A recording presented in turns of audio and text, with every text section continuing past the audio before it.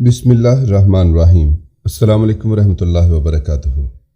اپنی ڈیوٹی ختم کرنے کے بعد میں ہاسپٹل سے نکلی۔ چند قدم چلنے کے بعد ہی مجھے ایک خالی رکشہ مل گیا تو میں جلدی سے اس میں بیٹھ گئی اور اپنے گھر کا ایڈریس دے دیا۔ رکشہ منزل کی طرف روانہ ہو چکا تھا کہ اچانک مجھے کچھ غلط ہونے کا احساس ہوا۔ جیسے ہی میں نے سامنے نظر دوڑائی، خوف سے میرا بدن کانپنے لگا تھا، کیونکہ دوستو آج کی یہ کہانی ایک سچا واقعہ ہے جو لاہور میں ہماری ایک بہن کے ساتھ پیش آیا۔ آئیے آج کی یہ کہانی اسی بہن کی زبانی سنتے ہیں۔ میرا نام راحیلہ ہے اور میرا تعلق لاہور سے ہے۔ میرا ایک نہایت ہی متوسط گھرانے سے تعلق ہے۔ میرا باپ ایک اسکول ٹیچر تھا۔ اپنے والدین کی ہم 4 اولادیں تھیں۔ بھائی جاوید سب سے بڑا تھا، لیکن بدقسمتی سے ہمارا بھائی ذہنی طور پر معذور تھا، لہٰذا اس کا ہونا یا نہ ہونا ایک برابر ہی تھا۔ ہمارے گھر میں بھائی کا وجود تو تھا، لیکن زندگی میں بھائی کا کوئی حصہ نہیں تھا۔ باپ کے ساتھ بازو بن کر وہ باپ کا بوجھ نہیں مٹا سکتا تھا۔ جاوید سے چھوٹی میں تھی اور مجھ سے چھوٹی میری مزید 2 بہنیں تھیں۔ مہنگائی کے اس دور میں 4 بچوں کے ساتھ گھر کا گزر بسر کرنا اور ایک معذور بچے کا ساتھ، میرا باپ زندگی کی گاڑی کو گھسیٹنے کی ہر ممکن کوشش کر رہا تھا۔ مگر میں جیسے جیسے بڑی ہو رہی تھی، وقت کے ساتھ مجھے اس چیز کا بخوبی احساس ہو رہا تھا کہ میرا باپ ہمارے گھر کے چولہے کو جلائے رکھنے کے لیے انتھک محنت کر رہا ہے، اور کبھی کبھی تو نہ جانے کیوں مجھے اپنے باپ کے کمزور کندھے بہت ہی جھکے ہوئے محسوس ہوتے تھے۔ شاید ان پر ضرورت سے زیادہ بوجھ تھا۔ یہ دیکھ کر میرا دل اندر ہی اندر کٹ جاتا تھا۔ لہٰذا اسی وقت چھوٹی عمر سے ہی میں اپنے دل میں یہ ٹھان چکی تھی کہ بڑی ہو کر میں اپنے والد کا ساتھ دوں گی، میں ان کا بازو بنوں گی، ان کا ہاتھ بٹاؤں گی۔ اس لیے FSC کا امتحان پاس کرنے کے بعد میں نے نرسنگ کا کورس کر لیا۔ FSC کے بعد نرسنگ کا یہ کورس کرنے کے مجھے 2 فائدے ہوئے۔ ایک تو نرسنگ کے کورس کے دوران وظیفہ ملتا تھا جو کہ میری پڑھائی کے لیے ہی میرے کام آ جایا کرتا تھا۔ دوسرا یہ امید بھی تھی کہ کورس ختم ہونے کے بعد مجھے یقیناً کسی اچھے ہاسپٹل میں نوکری مل جائے گی، لہٰذا پڑھائی کا بھی زیادہ خرچ نہیں تھا، کیونکہ جو وظیفہ مجھے تعلیم کے دوران مل رہا تھا میں اسے اپنی تعلیم پر خرچ کر رہی تھی، بلکہ بچت کر کے کچھ حصہ اپنے ماں باپ کے حوالے بھی کرتی تھی۔ لہٰذا اسی طرح وقت گزرتا جا رہا تھا۔ آخر کار دیکھتے ہی دیکھتے میری تمام تعلیم مکمل ہو چکی تھی۔ نرسنگ کا کورس مکمل ہو چکا تھا۔ سال 6 ماہ تو میں نے چھوٹے موٹے ہسپتالوں میں نرس کے طور پر ڈیوٹی دی اور تجربہ حاصل کیا، اور اس کے بعد سرکاری نوکری کے لیے درخواست بھی دائر کر دی، اور پھر شاید میری قسمت اچھی تھی یا پھر اللہ تعالیٰ کو میرے باپ کے بوڑھے کندھوں پر ترس آ چکا تھا۔ مجھے لاہور کے ایک بڑے ہاسپٹل میں نوکری مل چکی تھی۔ تنخواہ بہت اچھی تھی، مگر ڈیوٹی صبح 9 بجے سے رات 9 بجے تھی، اور ایک ہفتہ ڈیوٹی صبح کے وقت لگا کرتی تھی اور اگلے ہفتے ڈیوٹی رات کے وقت ہوتی تھی۔ اسی طرح تمام نرسز کی ڈیوٹی بدل بدل کے لگا کرتی تھی۔ جس نرس کی ڈیوٹی ایک ہفتہ دن کو ہوتی، دوسری نرس کی ڈیوٹی ایک ہفتہ رات کو ہوتی، اور پھر اگلی باری یہ ڈیوٹیاں آپس میں بدل دی جاتی تھیں۔ گھر میں میری تنخواہ آنے لگی تو بہت سی مشکلات حل ہو گئی تھیں۔ اماں نے میری چھوٹی بہنوں کا جہیز بنانا شروع کر دیا تھا۔ حالانکہ ابا کی خواہش تھی کہ پہلے میری شادی کر دی جائے، مگر میں نے صاف انکار کر دیا اور ابا کو صاف لفظوں میں بتا دیا کہ میں آپ کا ساتھ دینا چاہتی ہوں۔ پہلے میں دونوں چھوٹی بہنوں کی شادی کروں گی، اس کے بعد میری باری آئے گی۔ ابا نے میرے ہاتھ پکڑے اور کہنے لگے، یہ بھی تو سوچو بیٹا، لوگ کیا کہیں گے؟ میں نے کہا، یہ سوچنا ہمارا کام نہیں ہے، میں صرف یہ سوچ رہی ہوں کہ میں اپنے باپ کا ساتھ کیسے دوں گی۔ اس کے علاوہ میں کوئی بات نہیں سوچوں گی۔ لوگوں نے جو کہنا ہے کہیں، لوگوں نے جو کرنا ہے کریں، مجھے ذرا رتی برابر بھی پرواہ نہیں ہے۔ ابا نے آگے بڑھ کر میرا ماتھا چوم لیا۔ باپ کی طرف سے ملنے والی یہ تسلی، یہ تھپکی میرا ڈھیروں خون بڑھا چکی تھی۔ میں بہت ہی دلجمی سے اور لگن سے اپنی ڈیوٹی سر انجام دیتی تھی۔ لاہور کے اس بڑے ہاسپٹل میں بطور نرس ڈیوٹی کرتے ہوئے مجھے تقریباً 1 سال ہونے کو آیا تھا، اور اس 1 سال میں نے اپنے سے چھوٹی بہن کو بیاہ کر رخصت کر دیا تھا۔ رشتہ اس کا ابا نے پہلے ہی دیکھ رکھا تھا۔ اس کی منگنی ہو چکی تھی، اور پھر جیسے ہی میری تنخواہ آنے لگی تو ہم دونوں ماں بیٹی نے مل کر اس کا جہیز بنایا اور اسے اس کے گھر کا کر دیا۔ اپنی بہن کو رخصت کرنے کے بعد ابا کے ساتھ ساتھ مجھے بھی خوشی اور طمانینت کا احساس ہو رہا تھا یہ سوچ کر کہ میں نے اپنے باپ کا ہاتھ بٹایا اور اب زندگی پھر سے اسی طرح اپنی روٹین پر جاری و ساری تھی، جب اچانک سے میری زندگی میں ایسا موڑ آیا جس نے مجھے ہلا کر رکھ دیا۔ ہوا کچھ یوں کہ اس روز میرے دن کی ڈیوٹی تھی۔ ڈیوٹی جیسے ہی 9 بجے ختم ہوئی، میں نے اپنی چیزیں سمیٹیں، دوپٹہ اتار کر اس کی تہہ لگا کر اپنے پرس میں رکھا، چادر اچھی طرح سے سر پر اوڑھی اور ہاسپٹل سے نکل کر باہر روڈ پر چلی آئی۔ روڈ پر آ کر میں نے ارد گرد نظر دوڑائی کیونکہ میں رکشے کی تلاش میں تھی۔ اس وقت رش بڑھ جاتا تھا اور رکشہ مشکل سے ملتا تھا، لیکن اس دن تو میں نے ابھی چند قدم ہی بڑھائے تھے کہ مجھے رکشہ مل گیا۔ وہ چلتا ہوا رکشہ جیسے ہی میرے قریب آ کر اس نے رفتار آہستہ کی، میں جلدی سے شکر ادا کرتے ہوئے اندر بیٹھ گئی۔ دل ہی دل میں شکر ادا کر رہی تھی کہ جلدی رکشہ مل گیا۔ مجھے زیادہ پیدل نہیں چلنا پڑا کیونکہ اس وقت ویسے بھی سارے دن بعد تھکاوٹ سے برا حال ہوتا تھا۔ خیر، رکشے میں بیٹھتے ہی میں نے رکشے والے کو اپنی مطلوبہ جگہ کا بتایا۔ اس نے فوراً اسبات میں سر ہلا دیا اور کہا، باجی 150 روپے لوں گا۔ میں نے فوراً اسے ٹوکتے ہوئے کہا کہ میں روزانہ یہاں سے اپنے گھر جاتی ہوں، 100 روپیہ دے کر جاتی ہوں۔ میری بات سن کر چند لمحوں کے لیے وہ خاموش رہا، پھر کہنے لگا، چلو ٹھیک ہے باجی، تم 100 ہی دے دینا۔ اس کے بعد اس نے رکشہ سٹارٹ کیا اور ہم اپنی منزل کی طرف روانہ ہو گئے۔ ہاسپٹل سے میرے گھر تک کا راستہ تقریباً 25 یا 20 منٹ کا تھا۔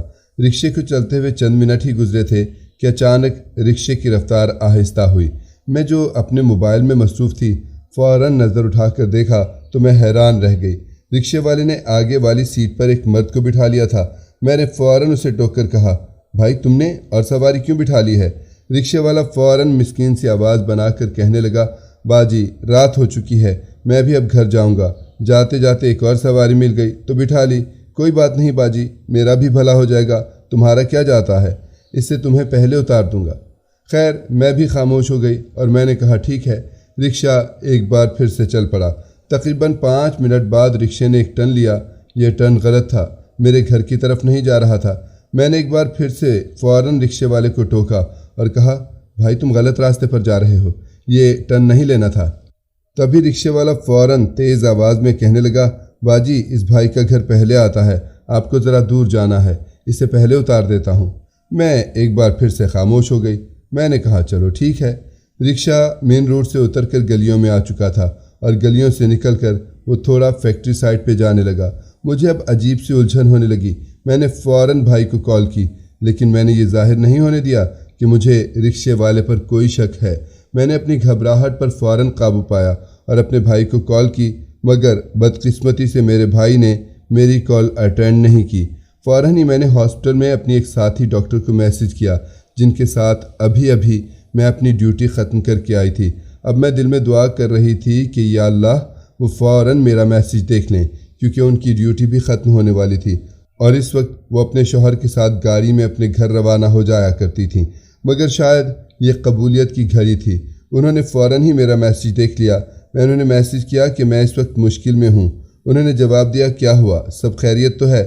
میں نے کہا، خیریت نہیں ہے میڈم، میں اس وقت ایک رکشے میں موجود ہوں اور رکشے والا انجان راہ کی طرف جا رہا ہے۔ میڈم نے پوچھا، تم اکیلی ہو؟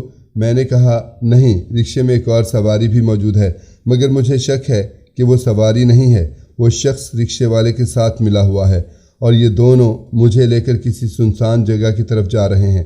میڈم نے کہا، پریشان مت ہو، گھبراؤ مت، ان پر بالکل بھی ظاہر مت کرنا کہ تمہیں شک پڑ چکا ہے۔ اس کے بعد میڈم کا اگلا میسج آیا۔ انہوں نے کہا، ارد گرد دیکھو، ایریے کا اندازہ لگاؤ اور مجھے بتاؤ کہ جگہ کون سی ہے۔ میں نے کہا، میں آپ کو واٹس ایپ سے اپنی لائیو لوکیشن بھیجتی ہوں۔ میڈم نے کہا، یہ تو بہت بہترین ہے، فوراً بھیجو۔ میں نے میڈم کو لائیو لوکیشن بھیج دی۔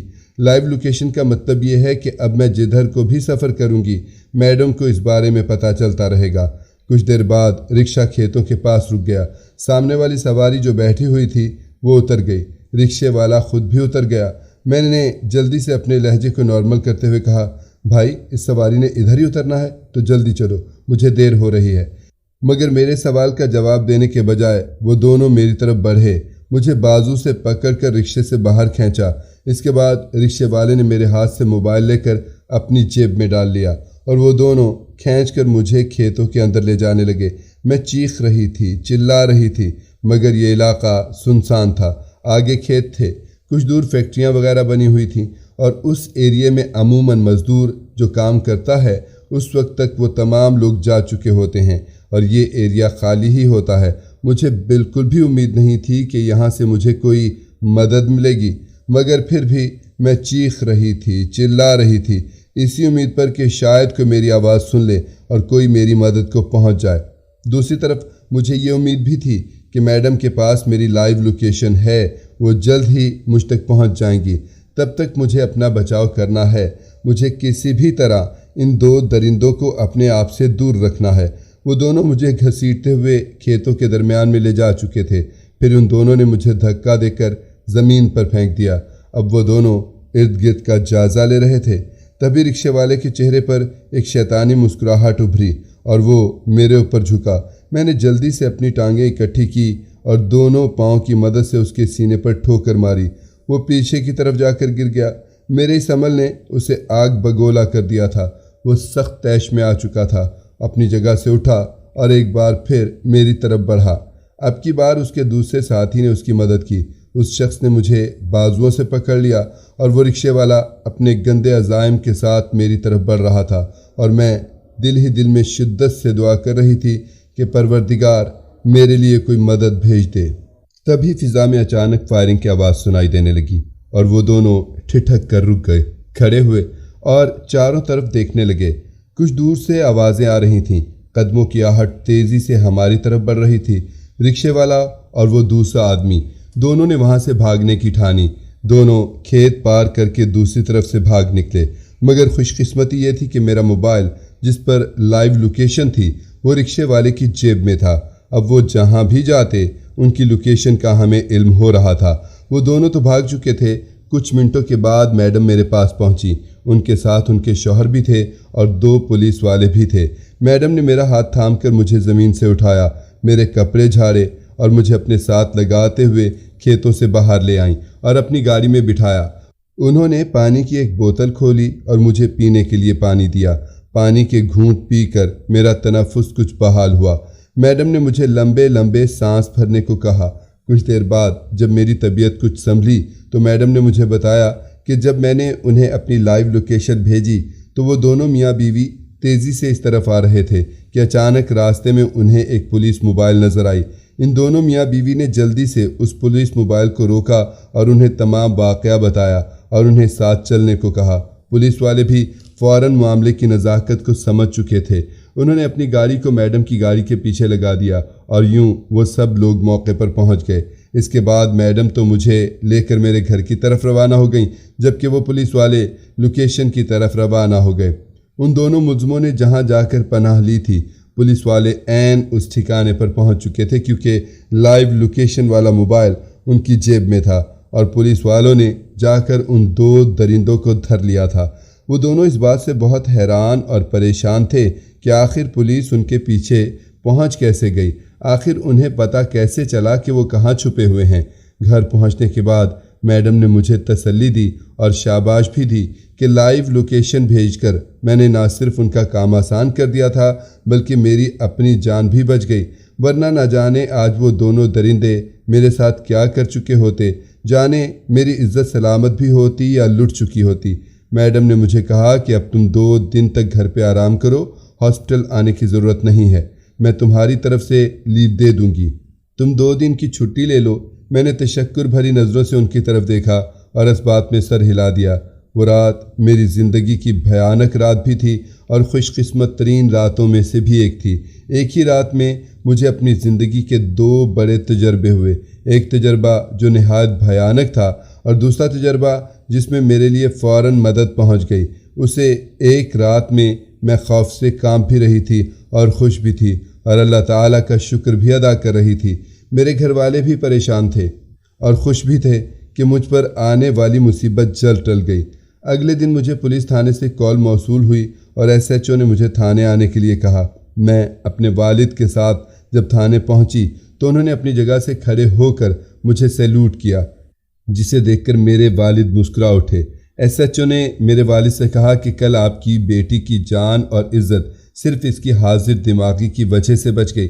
آپ کی بیٹی نے لائیو لوکیشن بھیج دی جس کی وجہ سے ہم جلد اس تک پہنچ گئے اور نہ صرف آپ کی بیٹی کو بچا لیا، اس کے بعد ہم ان درندوں کے ٹھکانے تک بھی پہنچ گئے کیونکہ جاتے ہوئے وہ لائیو لوکیشن والا موبائل اپنی جیب میں ڈال کر لے جا چکے تھے اور ہمیں پل پل ان کی خبر مل رہی تھی کہ اس وقت وہ کہاں پر ہے۔ اس لیے ہم نے آدھے گھنٹے کے اندر ان کو دھر لیا تھا اور اس وقت وہ لاک اپ میں موجود ہیں۔ اور یہ رہا آپ کا فون۔ ایس ایچ او نے فون میری طرف بڑھاتے ہوئے کہا۔